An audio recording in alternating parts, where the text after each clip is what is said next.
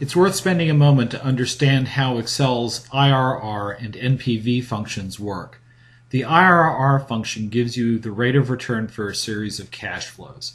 I've put together in cells B5 through B13 a set of example cash flows. They don't represent anything other than numbers I picked out of the air. If you use the IRR function on them, you'll come out with a rate of return of 31.17%, as you can see here. If I want to calculate the net present value at 15%, which is what I have in cell D4 at this point, you need to be aware of how the NPV function assumes the cash flows are timed.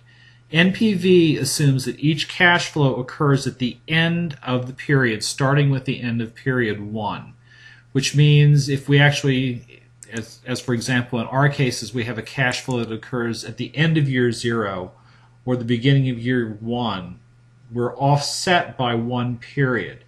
So you can see here in cell E19, I've applied the NPV function using my 15% rate of return. You can see that in cell D4. When I calculate that, I get something different though than what I calculate based on a simple year-by-year calculation of the present worth of each cash flow. You can see that's what I've done here.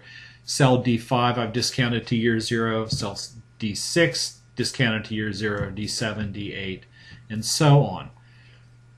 In order to get this calculation to work correctly, you have one of two ways, actually three ways. Either you can do it the long way, as I've shown in the spreadsheet here in cells D5 through D13, or you can calculate the net present worth of the cash flows for years 1 through 8 using the NPV function, and then add the cash flow at the end of year 0 to that. You can see that calculation here in cell E25. Alternatively, you can use the NPV function on the entire set of cash flows and then simply make a correction to bring that from the end of year 1 to the end of year 0. And that's what you see here in cell D or E26. Hope this helps.